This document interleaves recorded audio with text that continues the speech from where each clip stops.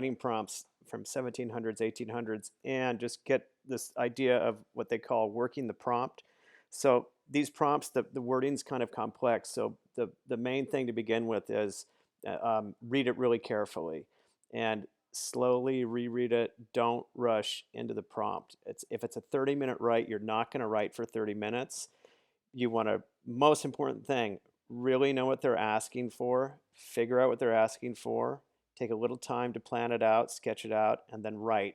And remember, it's a write, it's not an essay. They're not going to look at thesis, form, spelling, grammar. Don't try to write poorly on purpose, but it's about explaining the art. That's how you're going to get the points. So read it really, really carefully. So hopefully you already did that because I kind of broke it down. Let's take a quick look here. That first one was about Augustus of Prima Porta, and it's asking about the iconography. It would give you that image right there. This would be a 30-minute write. Then it asks you to pick another one from a list. On the list was George Washington. George would not be a visual. That would just have to be in your mind. But for our purposes, let's put the two side by side. So when you break it down, it's really asking about, and I know you already broke it down, first thing it says, describe the iconography. So that's what you do. So you just take a look at what they have there. George has the plow. George has the rods. You talk about what those symbolize. Augustus has the god by his side. Augustus has war history on his armor.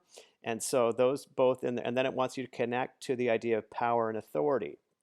George's power and authority is he's a regular citizen, a farmer who is going to serve his country, be in the army, then go back to his home.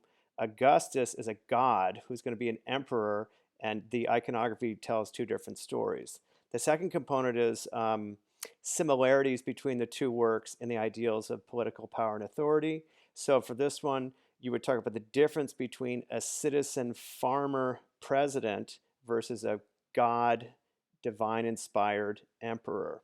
And I'm rushing here. You would take a little more time explaining those. And then it talks about differences between the two. You could then just talk about differences between the two. All right, so that's that one there. All right, the next one is a 30-minute one. These are real prompts from the 2019 exam.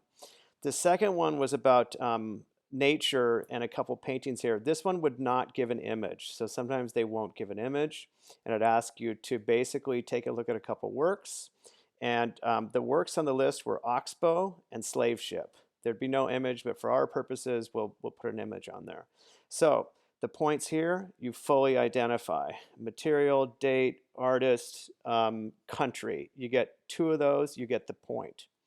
Also, by the way, you would only write on one of these, but for our purposes, you're going to write on both of them to get practice. Second, social or political statement of depiction of the natural world. Slave ship, you would talk about abolition.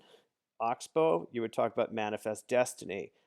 And then you'd explain how the view of the natural world reinforces that message. Slave ships, nature, and slavery and the horrors of slavery.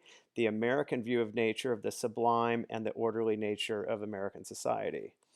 Then the next point was on how do they use form or content to reinforce the message.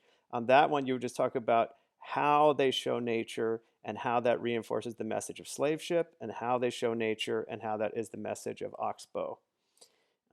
Okay, we did that one already. All right, and that was that. Then this is a 15-minute write, and these are much, much shorter. And this is from a few years ago. It shows Grand Odalisque, and see here, it will tell you, it'll identify it. It gives you the date, Paris, 1819, the title, the artist, so they identify it for you. Then it's going to say, basically, pick two characteristics of the representation of the nude, explain how it demonstrates established traditions, and then the other one explains how it goes away from established traditions. So you'd go back to Venus of Urbino. So you would talk about similarities between Grand Odalisque and Venus of Urbino. And then the second component would be how they are different. And this would be a 15-minute write. And then the third question would be, no, that's it. So basically, this would be similarities of the tradition, differences of the tradition, and this one might come next time because these three all kind of come together. All right, now this is called an attribution question, and this is they'll put a work on that you have never seen before. And then what you have to do is you have to write about the one it is most similar to. So this one, of course, what does it look like? Neoclassical. So point number one, you would say this is a neoclassical work. You'd get the point. Point number two, fully identify the building in the course content. You'd say Jefferson, Monticello, Virginia, brick, neoclassical. You get the second point. Then justify. You just have to justify your answer by describing the characteristics of the work that you chose. So you would talk about Jefferson's Monticello and its characteristics, and you can get hints by looking at this one. You could say Jefferson's Monticello is symmetrical, it's mathematical, it uses triangles and rectangles. And it looks like the Acropolis. It looks like a Greek building. It looks like the Parthenon. And that could give you the point there. And then the final point was, what's the significance of this style in U.S. history? And you would say that Jefferson was creating a new republic, a democracy.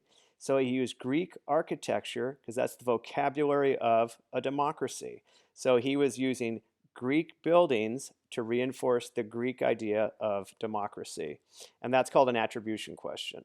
The last one is Palace of Versailles as transformation.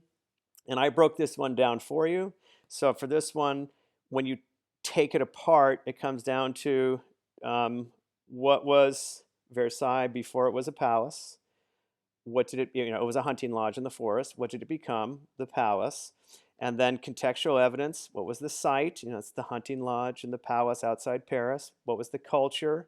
French aristocracy. What was the function? It was for the king. And then continue, who were the audience? It was the entourage, the aristocrats, the followers of the king. And then what was the experience of Versailles? And purpose. What was the function or purpose of Versailles? What did the king and the architects want when you went to Versailles? Then another connection. It's a 30-minute write. How is Versailles similar to the Acropolis? How is it different from the Acropolis? And then a thought question. What's another outdoor location? All right, so that's what you want to do is get really used to breaking down those prompts. And then for this one here, once you broke it down, bullet point the answers for these.